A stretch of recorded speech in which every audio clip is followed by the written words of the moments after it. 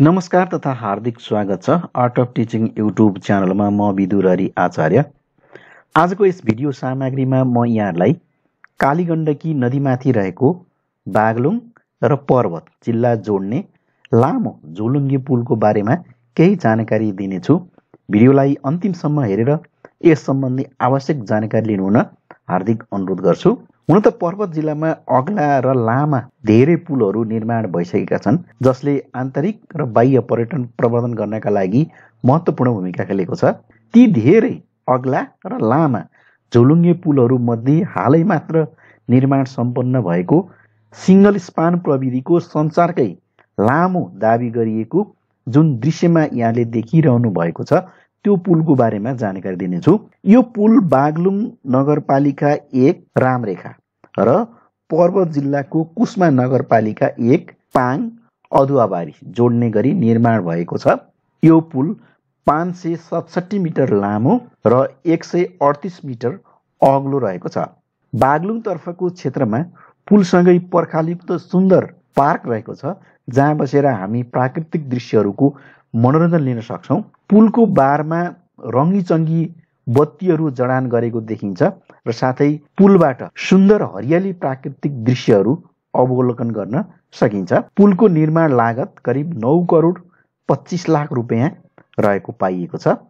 यस्तो प्रकृतिको पुल नेपालमा थुप्रै भए तापनि यति लामो पुल पहिलो पटक निर्माण भएको पाइएको हो। यसले दुई जिल्लाको पर्यटन अर्थात् बागलुङ र पर्वत जिल्लाको पर्यटन र तथा आर्थिक विकासमा ठूलो टेवा पुग्ने अपेक्षा गरिएको छ।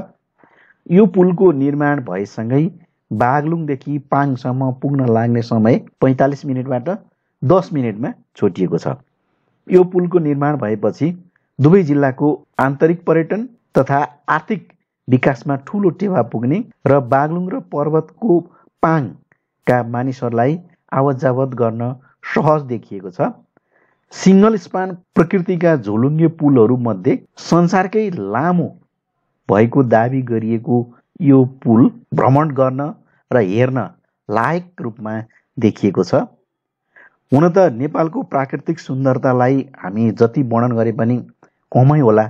त्यस्तै सुन्दर दृश्यहरू जुन बागलुङ जिल्लातर्फबाट पर्वत जिल्ला र पर्वत जिल्लाबाट बागलुङ जिल्लातर्फ र कालीगण्डकी नदीमाथि एउटा एडभेन्चरको रूपमा हामीले त्यो भ्रमण गर्नका लागि र आफ्नो भ्रमणलाई सार्थक बनाउनका लागि नयाँ अनुभव लिनका लागि यो पुलबाट अवलोकन गर्न सकिने यी सुन्दर हरियाली प्राकृतिक दृश्यहरू जुन भिडियोमा यहाँले देखिरहनु भएको छ, यसको अवलोकन गर्न र आन्तरिक पर्यटनको प्रवर्धन गर्न यहाँहरू पनि अवश्य पुग्नुहुनेछ भन्ने अपेक्षा गर्दछु र भिडियोलाई अन्तिमसम्म हेरेर यस सम्बन्धी जानकारी लिनुभएकोमा हार्दिक धन्यवाद। यदि यहाँ यस च्यानलमा अर्थात् आर्ट अफ टिचिङ युट्युब च्यानलमा नयाँ हुनुहुन्छ भने सब्सक्राइब गरिदिनु हुन अनुरोध गर्छु र म यहाँलाई यस्तै महत्त्वपूर्ण जानकारीमूलक सामग्रीहरू समय समयमा पस्किरहेको हुन्छु।